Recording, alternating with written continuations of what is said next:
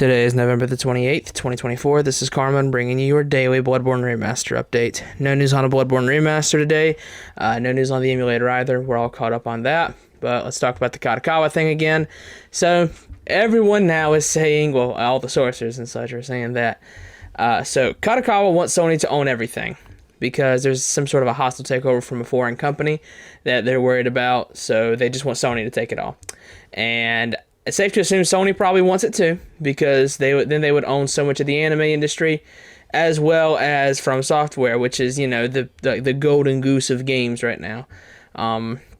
Considering, you know, we're gonna get into Elden Ring in a minute. Considering, or despite Elden Ring, you know, they make some of the best games ever made, more or less. And safe to assume that Sony is probably interested in owning them, because then From Software could just use the Bloodborne IP directly. So, like, you know, then there wouldn't be any of this third-party nonsense. So, now, of course, none of us want this, by the way. So, let me be clear. None of us want this acquisition. However, it's safe to assume the worst at this point, which is that unless it gets blocked because of the anime monopoly possibility, it's going through at this point, because everyone says they're also close to an agreement.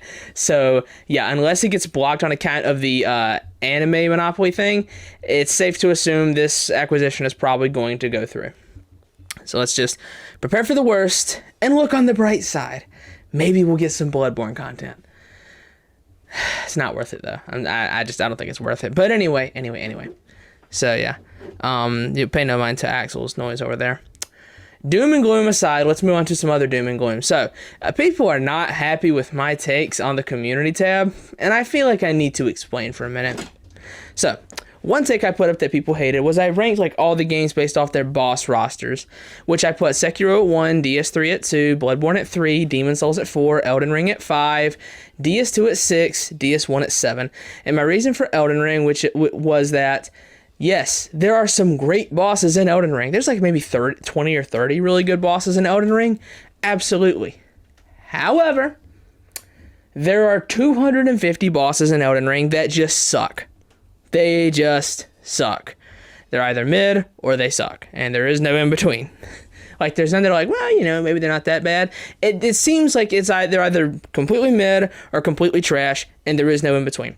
I am 48 hours into this current Elden Ring playthrough for footage, and I have not found a single boss I would call great. Godric is good. Margit is good. The first time you fight the Crucible Knights are good. I think Draconic Tree Sentinel's pretty good. He's a good upgrade of a pre-established boss who's also pretty solid. I think those are good. But, you know, I've killed Fortisax. I've killed Estelle. Fortisax is awful, by the way. My God. But anyways, I've killed so many of these bosses. You know, I've cleared out Caelid. I've cleared out Limgrave. I've cleared out Liurnia. I've cleared out most of Altus at this point. I'm on to Gelmir. Then it's Mountaintops. Then it's just like legacy dungeons, besides Consecrated Snowfield. Like, and then we go into the DLC. But my point is, I've done so much of this game, and I haven't found a single boss I would call great. But my first one's going to be Rykard, an optional boss that you can fight 50 hours into the game. Like, come on now, let's be real here. I don't see any way you can say Elden Ring has a boss roster that is even close to Bloodborne, DS3, or Sekiro. There's no argument that it's even close. Not a single one. I won't hear any of them out because they'll all be biased and wrong. And there was another take I put up that a lot of people are also upset about. Shocker, I know. I said that Elden Ring and Dark Souls 1 are the only two bad Souls games. Now, I would say let me explain, but I feel like my thoughts are pretty well laid out. I always said that the only reason I liked Elden Ring as much as I did on my first playthrough was because I streamed it. And before I streamed it, I always said, this game is too boring. I would never get through it by myself unless I streamed it or had just some ulterior motive. The reason I'm going through it by myself now is because I need footage for a boss ranking, so I'm going through it solo and dragging myself through it. But I always said on my first playthrough, I'm only going to get through the game if I stream it because it's too boring and it won't hold my interest otherwise.